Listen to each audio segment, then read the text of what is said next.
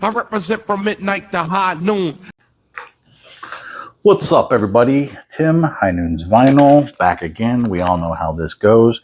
This is a stack of records, I'd say probably from the last year, maybe, that came in sealed, shrink-wrapped for your protection, and then I was the lucky guy who got to play them first. So sealed, brand new to me, the whole 9 yards. Some of these are old, because they've been around in the VC a while, and because I'm lazy, you've seen them a lot, so we'll move on. Pink Floyd, Live at Pompeii. Why would I not buy this? Why would I avoid this? Exactly. Speaking of live goodness, Gentle Giant Live, Playing the Fool. This is the expanded 3 LP set from a la carte records. I didn't have the 2 LP set. I don't feel the need to go back and buy it. My only gripe and complaint about this is that it doesn't fit in the standard sleeve, so I got to find a bigger oversized sleeve. So if you know of a good oversized sleeve company that does, that can handle box sets and stuff, let me know, because I need them. Real Gone Music had a Real Gone sale, and I Real Gone bought some. I think this was around November, like around Black Friday. Anyway, The Soul Searchers, Salt of the Earth. This is an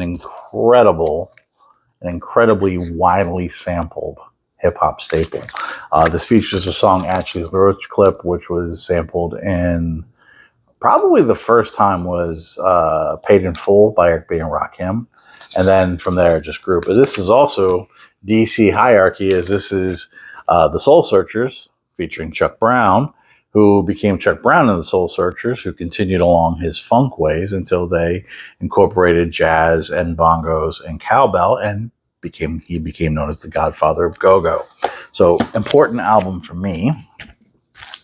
But from Real Gone, I also picked up a couple from the reissue of the Black Jazz label, and I'm just finding more and more that as I get into that label, I'm loving what I'm finding. And these reissues sound fantastic.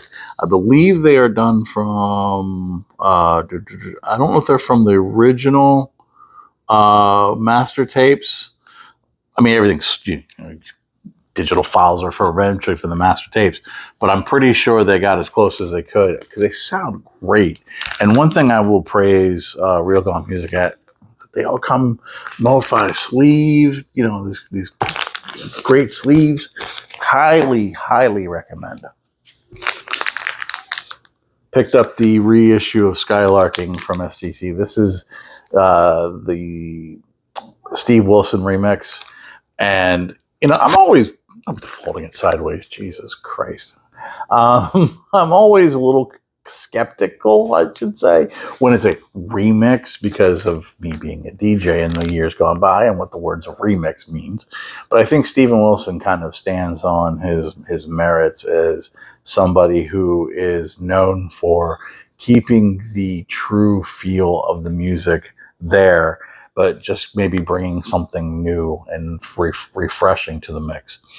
That said, I think this album is close to like 47, 48, maybe it's even close to 50 minutes. But on vinyl, it does not feel compressed at all. The sound was incredible, really open, and really the sound stage was amazing. And I couldn't help but have been blown away by the sound of this album. My favorite hip hop release from 2025, Clips. This was a pleasant surprise, not just from them. I thought the fact that the production was done all completely by, and his name just fell out of my head, Pharrell Williams. Wow, that's sad. I thought Pharrell Williams absolutely just delivered an incredible album through production. The beat selections were on point.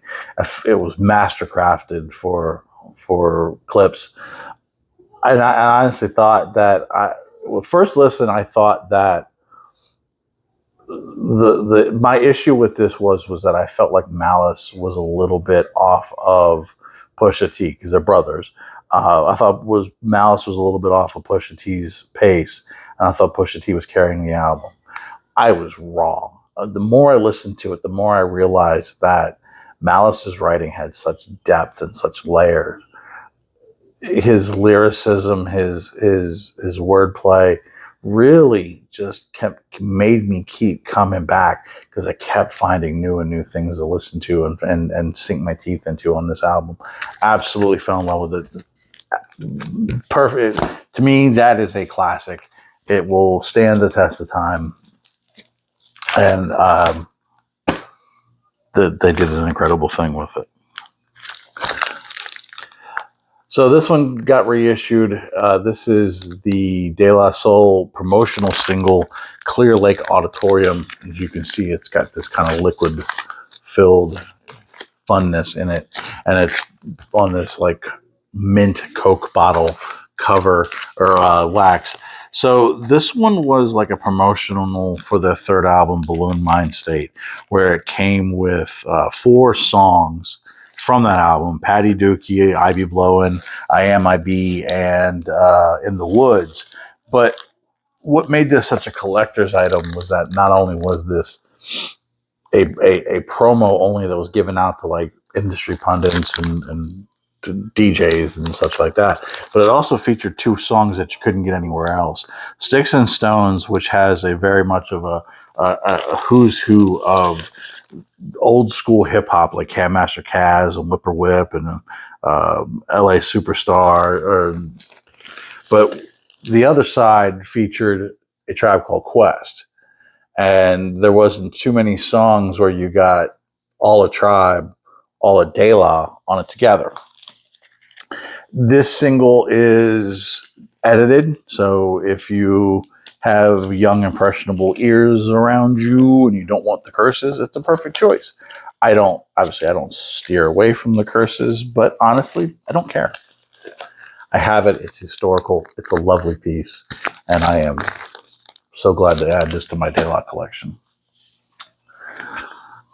Pete Rock and CL Smooth. I still need to get Mecca and the Soul Brother on wax, and the EP before it, there was an EP, All Sold Out, I think it was called. Anyway, but this was their last album, The Main Ingredient. I would have loved to seen Pete Rock and CL Smooth continue to do their thing because I thought that they were just incredible as far as the chemistry they had. But you know, the music that we have is timeless. You can argue Mecca and the Soul Brother has probably one of the most iconic hip hop beats of all time with They Reminisce Over You. There are just some incredible songs I think there's some songs on here that just stand out as well as far as for Pete Rock's production and his beat selection style. And again, you get some just incredible emceeing from CL Smooth. So glad to add that to the mix. And then finally in this round, the reissue of Funkadelic. Now, the word on the street is that Westbound is going to do this whole reissue campaign, and we're going to see proper reissues of all these old Funkadelics that have been beat to hell. And you define a clean one, it's a couple $100, and I get it, you know. And I'm not. Hey, if that's how you collect and that's what you want to do, that's not my thing, man.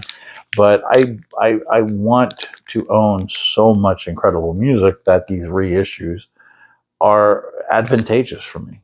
Do they sound as good as an original press? Probably not.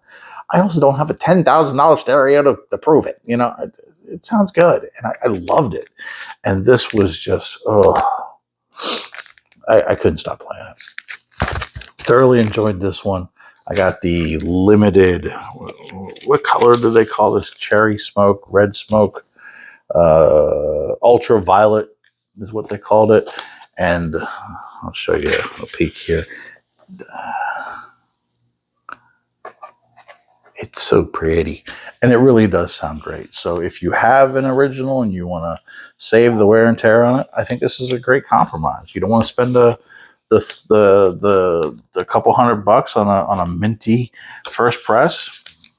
Get this, and I was severely happy I did. So Small stack today, but we're going to try to do these in smaller stacks so you're not watching me for hours on end. Because who wants to listen to me talk for hours and hours on end? I don't. You shouldn't either. So that's all I got this time, kids. Thanks for watching. Appreciate it all. Hopefully we'll be back soon with some more goodies and some other fun stuff. Talk to you later. Peace.